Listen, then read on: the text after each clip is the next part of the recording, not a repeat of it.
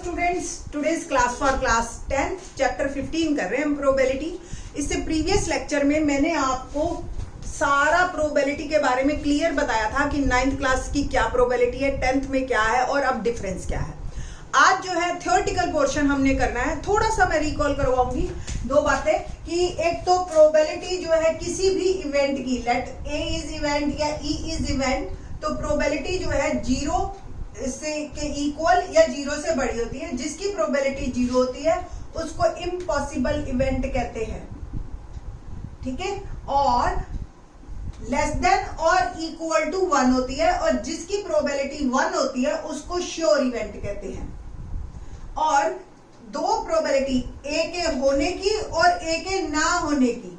ना होने को हम ऐसे लिखते हैं बार से, किसी भी चीज को नॉट ए नॉट ए, हमेशा सम 1 होता है।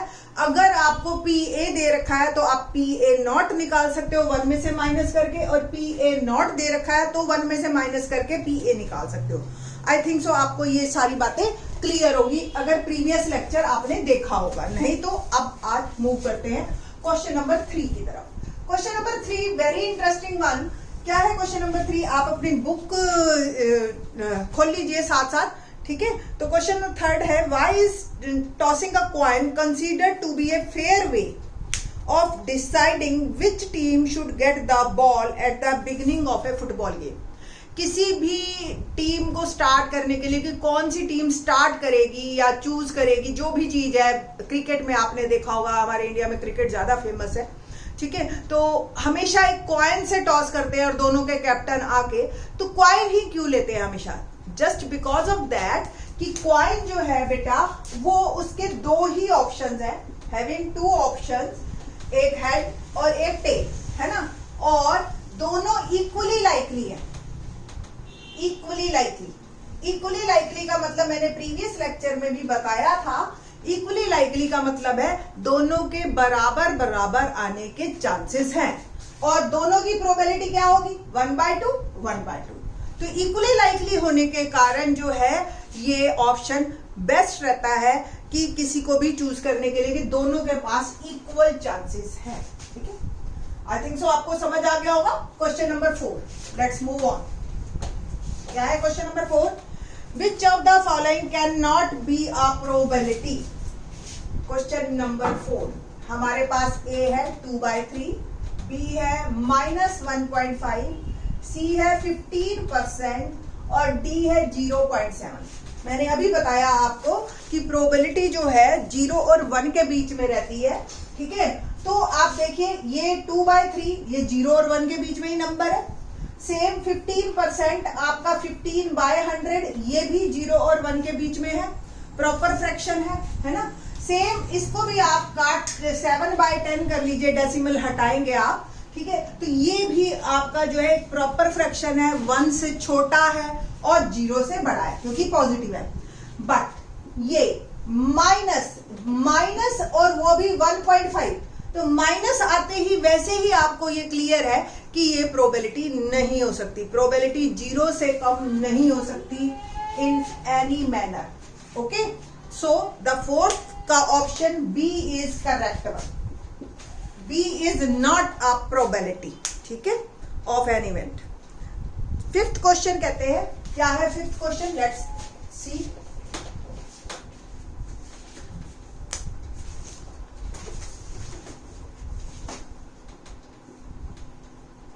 If PE is equal to 0.05, what's the probability of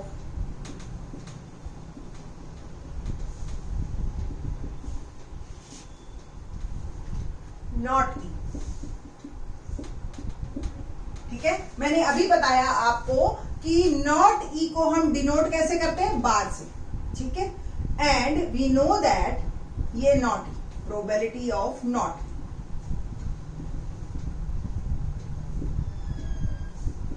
we know that PE plus PE naught is equal to 1। PE हमें दे रखी है 0.05 और PE naught we have to find 1। So PE naught is equal to 1 minus 0.05 और आप decimal subtract करेंगे, so the answer is 0.95. ठीक है, ये है हमारा 5th क्वेश्चन. 6th क्वेश्चन देखते हैं. A bag contains lemon flavor candies only.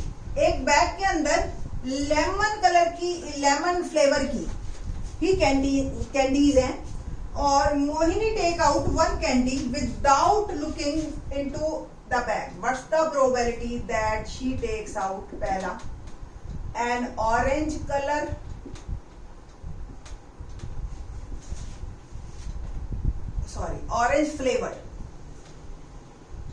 Orange flavored candy, and the second one is a lemon flavor candies. हमें टोटल कुछ नहीं बताया कि कितनी कैंडीज हैं टोटल, बस ये बताया कि बैग के अंदर लेमन फ्लेवर की कैंडीज हैं.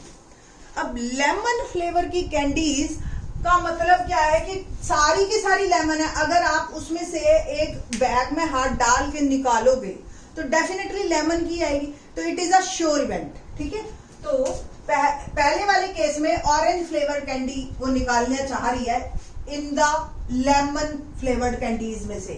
So probability of orange flavour candy, तो लेट आप ये लिख लीजिए, ए है ऑरेंज फ्लेवर कैंडी, ये मेरा इवेंट का मैंने नाम दिया. ठीक है, pick out orange flavour candy. तो probability of A is 0 because it is impossible event. ये आपने लिखना है, because it is impossible event. हमारी जो है ऑरेंज फ्लेवर की कैंडी निकलेगी ही नहीं. ओके, नाउ सेकेंड पार्ट के लिए आप लिखेंगे कि बी कि लेमन फ्लेवर कैंडी आए बाहर. ठीक है, तो लेमन ही आएगी कंफर्म. तो probability of B is equal to 1 because it is a sure event. सारी ही लेमन की हैं तो आपको डेफिनेटली लेमन की ही मिलेगी. ठीक है जी, तो इस तरीके से आपका ये क्वेश्चन नंबर 6 कंप्लीट होता है. Now 7th question. Question number 7 देखते हैं. क्या है 7th question? Out of 3 students probability of 2 students not having the same birthday is 0.992. मतलब अगर आप सपोज कोई 3 फ्रेंड्स हैं, उन तीनों फ्रेंड्स का बर्थडे अलग अलग आता है ना, और अलग अलग आने के चांसेस भी जो है 0.992 है. बट फिर भी हम ये पूछ रहे हैं कि दो स्टूडेंट्स का सेम डे बर्थडे आ जाए. What's the probability that 2 student have the same birthday? ठीक है, इसकी क्या प्रोबेबिलिटी है? सिंपल, ए इवेंट लिया हमने,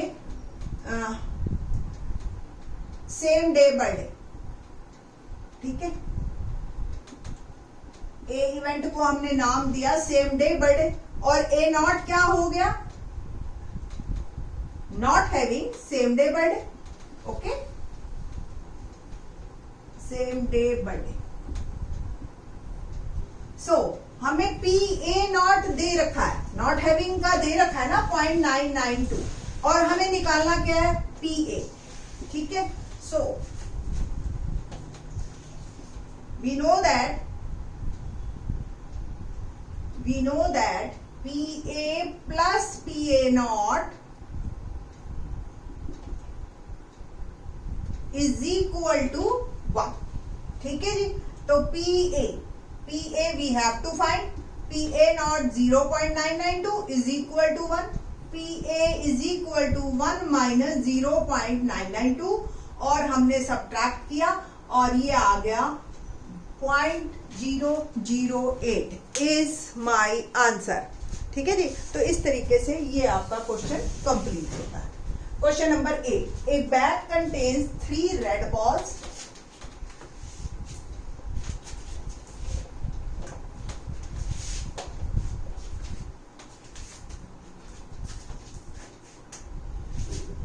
Contains 3 red balls and 5 black balls. Okay. A ball is drawn at random from the bag. What's the probability of the ball drawn is? Number 1 है red and second is not red. अब देखिए दो बात बोलने के, black भी बोल सकता था वो, नॉट रेड बोला उसने। आप दो तरीके से निकाल सकते हो इस क्वेश्चन को। पहले तो टोटल बॉल्स कितनी है हमारी, total balls is equal to 3 + 5 8, ठीक है। तो probability of red ball, red कितनी है, तो number of favourable events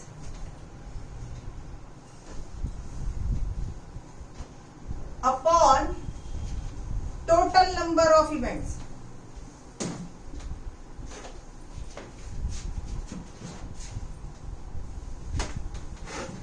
okay ना, तो नंबर ऑफ फेवरेबल इवेंट्स कितने हैं, 3। टोटल नंबर ऑफ बॉल्स कितने हैं हमारे, 8।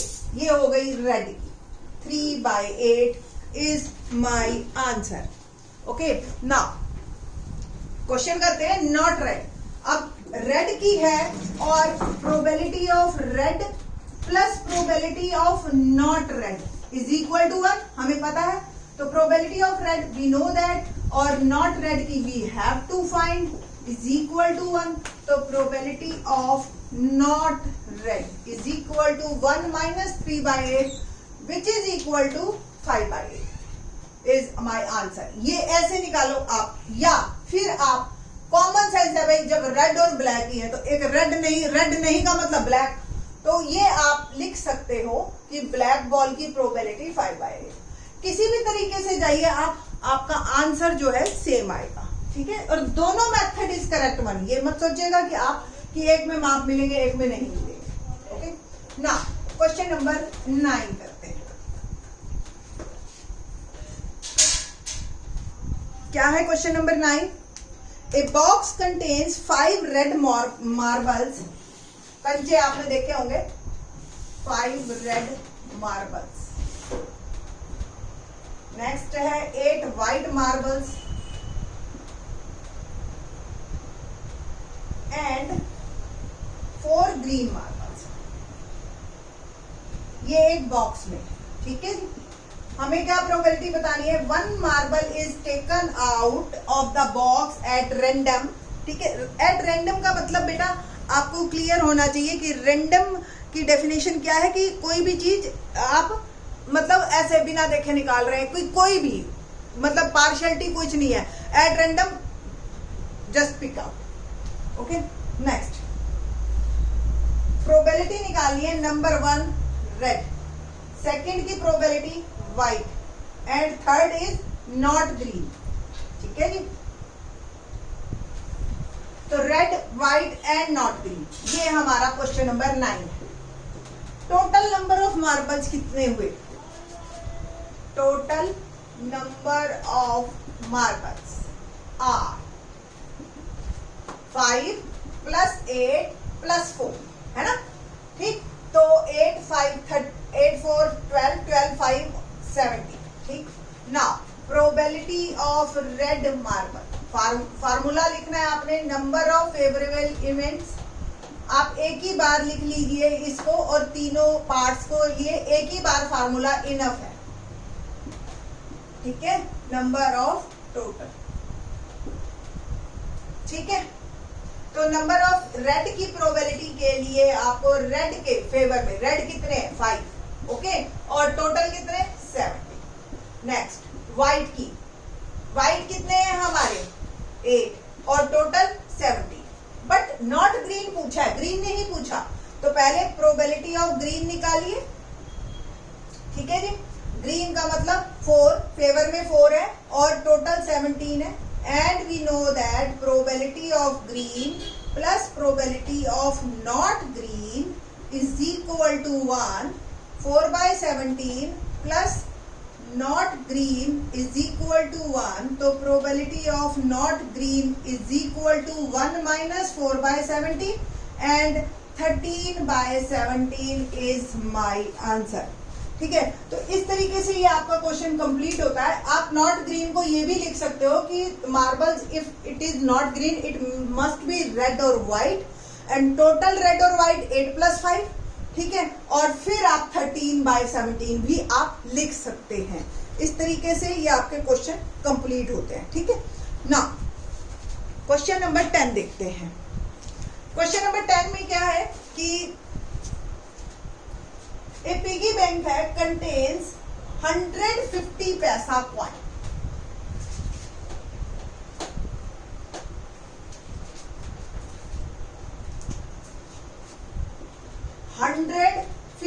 पैसा कॉइन, 50 पैसे के कॉइन्स आपने अगर देखे हो तो वो 100 है, और 50 1 रुपी कॉइन, ठीक है, एंड 20 रुपीज 2 रुपी कॉइन, ये भी आपने देखे होंगे डेफिनेटली, और 10 रुपीज के 5 कॉइन, सॉरी 10 है 5 रुपीज कॉइन,